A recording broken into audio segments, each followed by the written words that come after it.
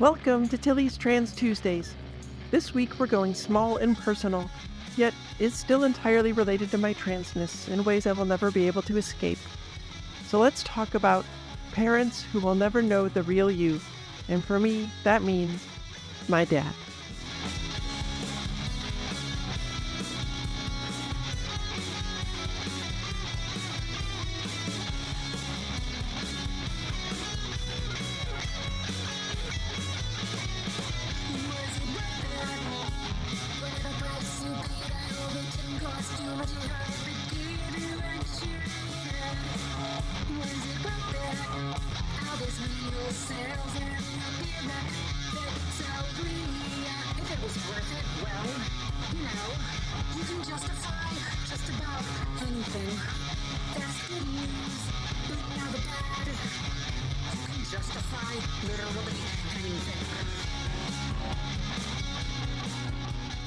Hi, I'm Tilly Bridges, your host.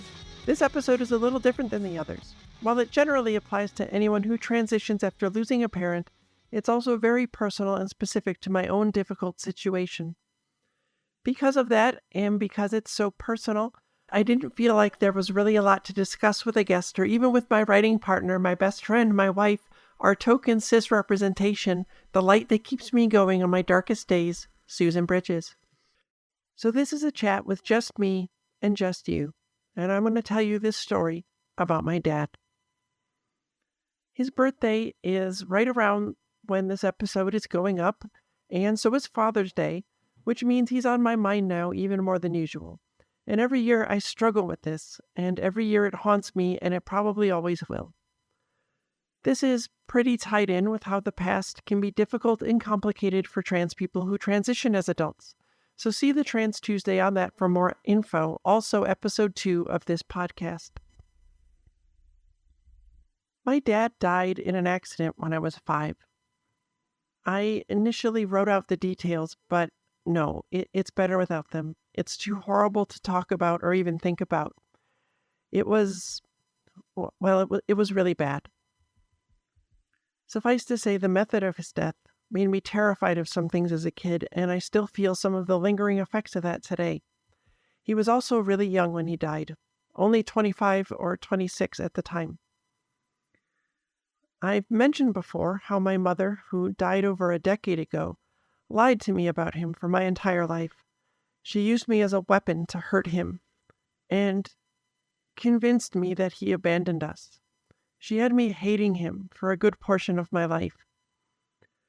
You can learn more about my incredibly complicated relationship with my mom and the ways it affected my own motherhood in the Trans Tuesday on Being a Trans Parent, aka Mother's Day, which was episode 19 of this show.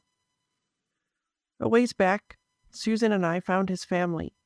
I got to know my grandparents in the few years they had left, and my stepmom is one of the kindest and sweetest people I've ever met, and I have a great relationship with her now that I cherish. Once I reconnected with them well into adulthood, I learned who he really was. It was an extra knife in my heart, knowing the ways I'd been used to wound him and the awful things I'd been led to believe about him. All I have left of him are a scant few photos. I remember some small things, very few of them good. One of the most visceral memories is screaming to get away from him. Because if I went with him for the weekend, my mother told me I, quote, wouldn't be her special little boy anymore. The one thing I remember better than anything is him lying in his casket at the wake.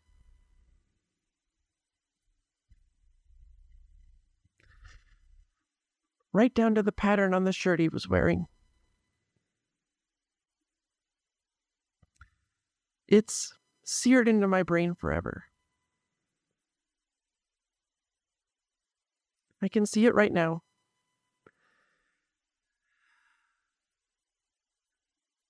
He's laying there so still.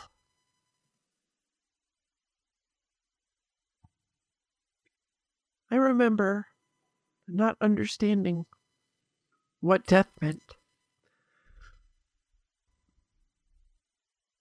or why he wouldn't wake up.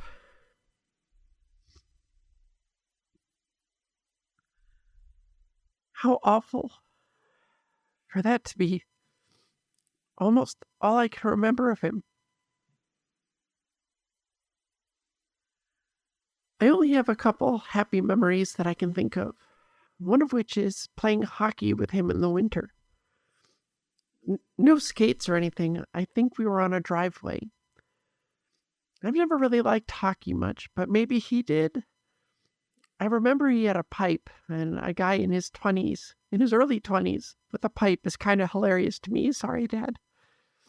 And he set it in the snow while we played, and it melted into a little hole. And so he forgot it was there because he couldn't see it, and then he couldn't find it. Why do I remember that? I don't know. The only other memory I have is this.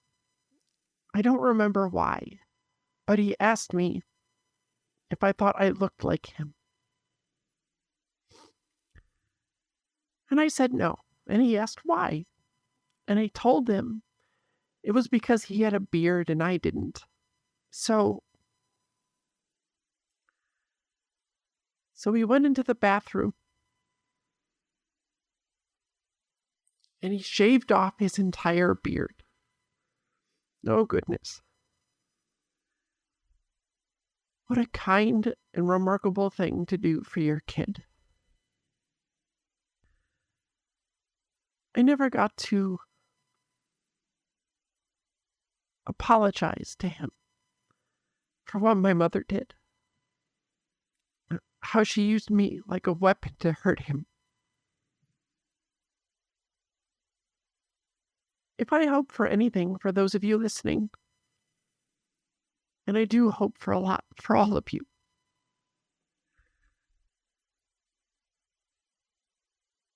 it's that nobody ever uses you like that.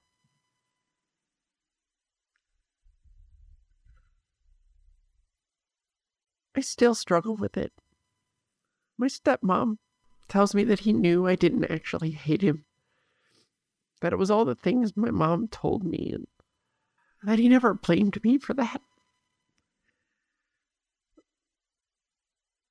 But it still happened, and I was still part of it.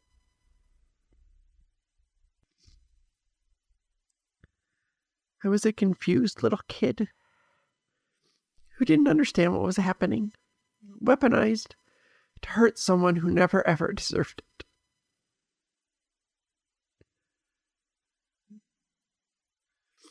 it. The cruelty of that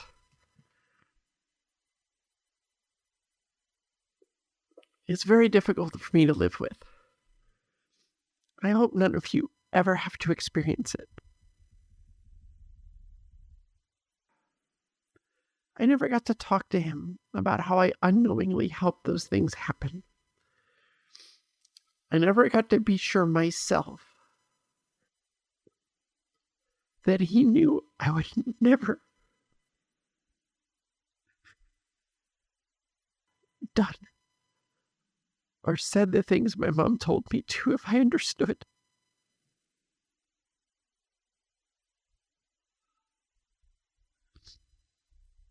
I don't remember him hugging me.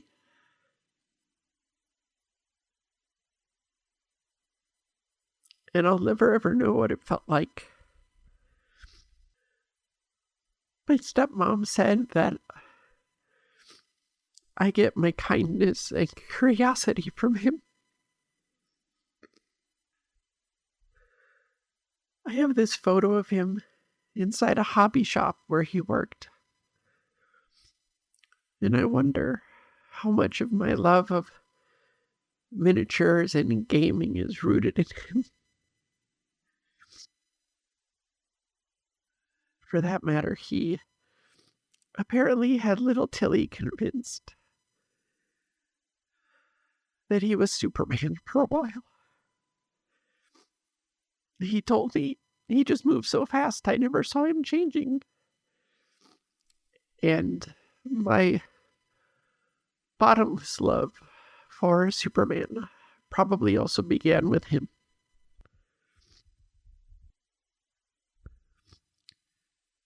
I'm going to share this little story my grandmother told me before she passed, because this is my show and I can do what I want and I'm mad with power.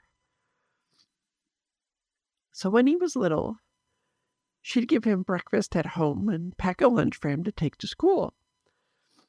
And she later would get calls from neighbors asking why she never gave him breakfast. And she was so confused because, of course, she was giving him breakfast, but he was apparently stopping at a friend's house on the way to school and eating another entire breakfast. And he'd also eat the lunch she packed and the bread they'd leave outside for the birds. I never did those things exactly, but knowing that my astounding and much envied mega metabolism comes from him, that's really good stuff. Even better is that our son has it too. And although his is already just barely slightly slowing, and it makes him super grumpy in the exact same way I was when it happened to me, that all makes my heart really happy. I wonder how my dad dealt with it. I'll never know. But it's this unbroken connection that we have, and I cherish that. In any case, my feelings about him are so extra complex, because not only did I not get to know him, he never really knew me, the real me. And that has never gotten any easier. What I wouldn't give for just a moment to tell him. If you'd like to know how I hope that go, Susan and I wrote a short comic about it that appears in the Color of Always Queer Love anthology. It's out now from A Wave Blue World, and you can get it at Barnes & Noble and any comic shop. I keep that photo of him in the hobby shop over my dresser. I look at it every day and I wonder. I don't know what he'd think of believing he had a son who turned out to be a daughter. Every account I've heard of him, from everyone who was not my mother, is that he was smart and funny. And most of all, kind and compassionate. So that's what I take with me, hoping that he'd have accepted me for who I am without question. I do have one other thing from him, though. His middle name. I talked about that a bit in the Trans Tuesday on my legal name and gender marker change.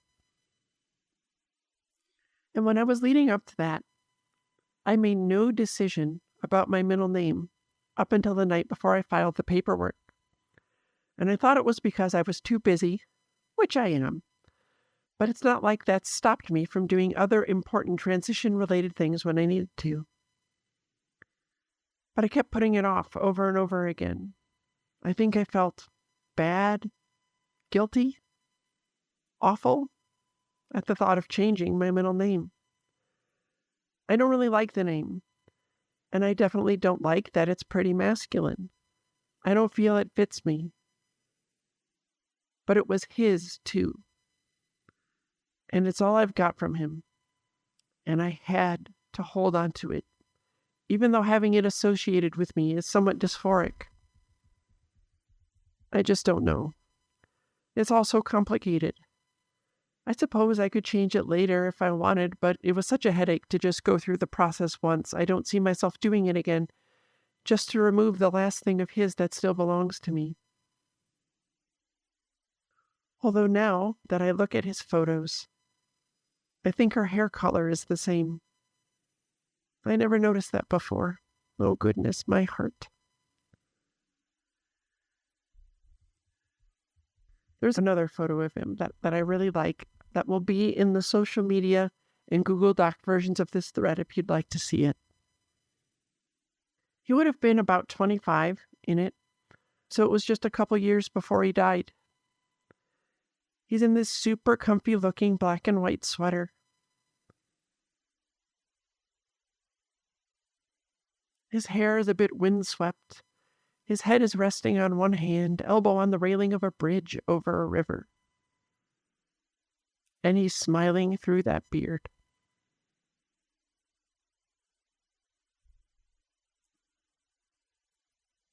I'm going to try to remember him like that.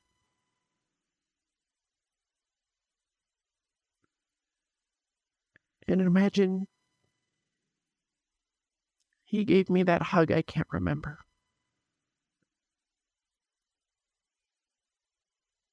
And that he loved the real me just as much. I miss you, Daddy. Tilly Bridges, in transmission.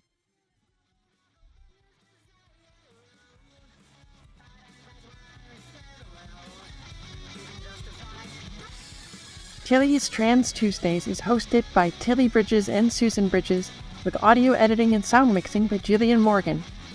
Special thanks to Daisy and Jane for the use of Sorry Not Sorry as our show's theme music. Please stop by and show your support at daisyandjane.bandcamp.com and soundcloud.com/daisyandjane. You can find me at Tilly Bridges on Twitter and Hive, on Mastodon at tillybridges@mastodon.social, at facebook.com/TillySBridges, and on Insta at HeckYeahTillyBridges. And you can find Susan on all of those at Susan L. Bridges. The Google Doc and social media versions of this week's topic and all past topics are available at Tilly'sTransTuesdays.com. For more information, visit pendantaudio.com. Thanks for listening.